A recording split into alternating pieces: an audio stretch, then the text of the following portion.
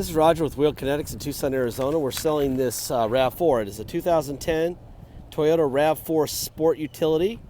It's obviously a four-door. It has 80,080 miles. It was a theft recovery purchased directly from an insurance company in El Paso, Texas.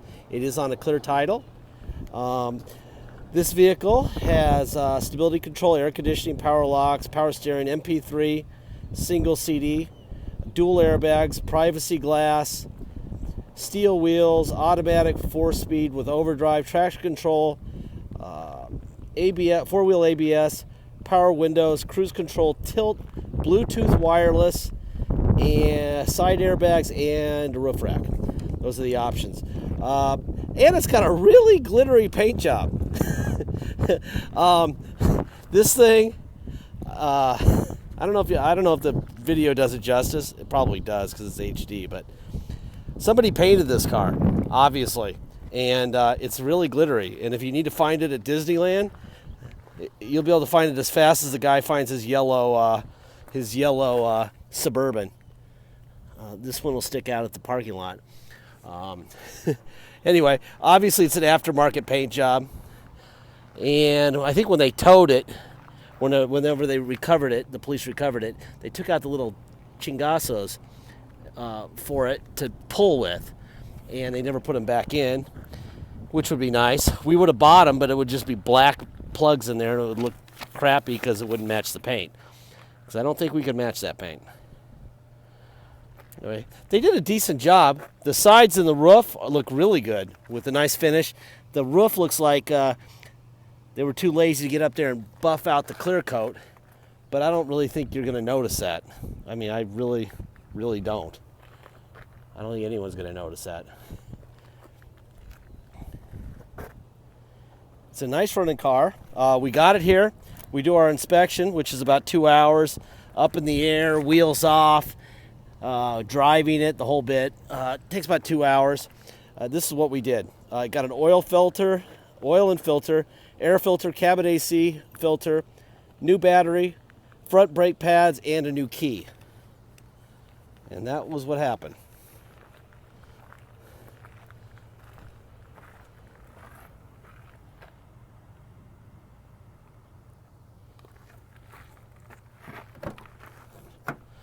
The back. Obviously the seats fold forward for more storage if you want them to.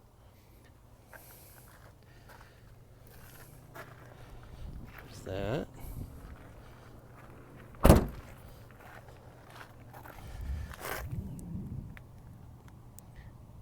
I'd say the tires are probably 50% tread. I don't think it needs tires for at least 5,000 to 10,000 miles.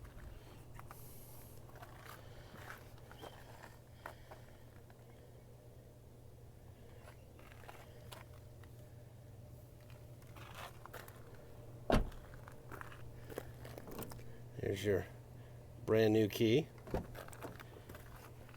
All right, let's see. Show you the Kelly on it. Kelly on it is, let me start the car, by the way, while we're waiting here. Might as well get the air running. It's a little warm right now. Let me show you get my phone in there. Let's see. That's not it. Let's see. Where is, there it is, right there. 81,214 miles. There you go. Okay. Kelly Blue Book. 2010 RAV4, 80,080 miles. Suggested retail price, 12,875 miles. Let's see. That's all the equipment. City, 22 miles per gallon. Highway, 28, combined 24. There's your equipment. Now, I do notice that we do not have a remote on the key ring. So it's going to come without a remote. That was fairly obvious when I just looked at the key. So we had that key made, and I would imagine either that's because it doesn't have a remote or didn't come with a remote, and somehow I booked it in wrong, so it probably books in for about $50 less than 12, whatever, 875. All right.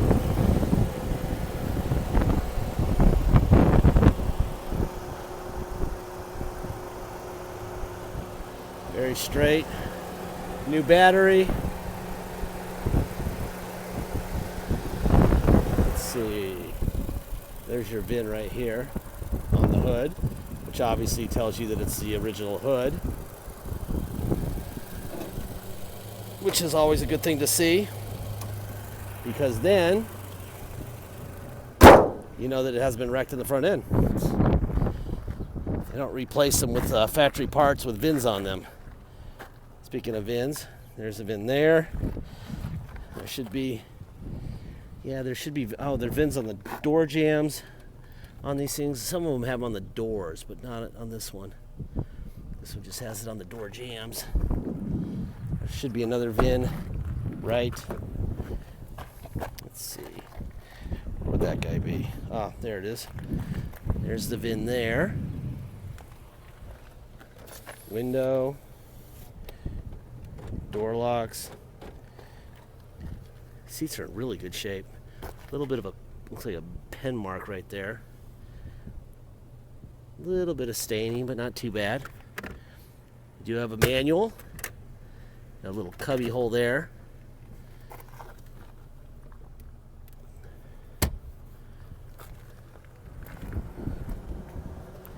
Forgot to try the window motor back here. This would be the passenger rear window. That's fine.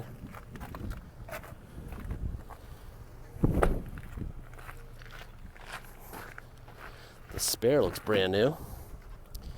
Let's see. So that would mean, yep, there's the driver rear door VIN right there. That's where they put the VINs on the rear doors, on the curve.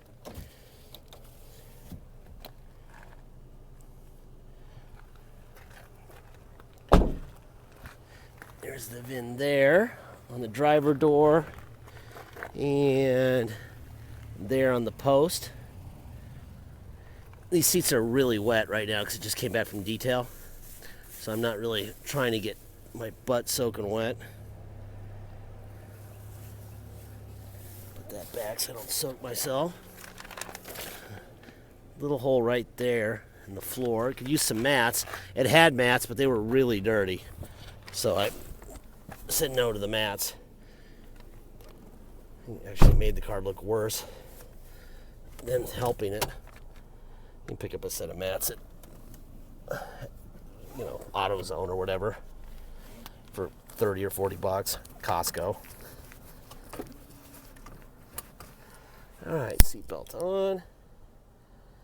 All right, what do we got here? Now we have cruise control. There's cruise control on and off. Let's see, we have tilt wheel. There's your tilt wheel. Tilt it down. That works fine. All right, driver window, passenger window, passenger rear window, and driver rear window. There you go. All right, what else? Radio.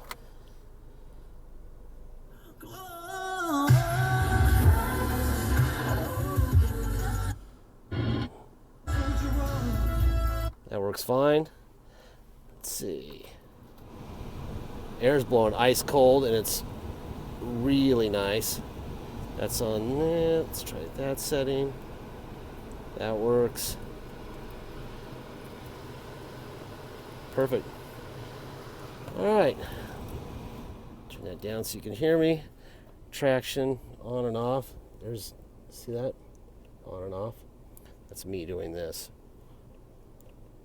There you go. Let's see.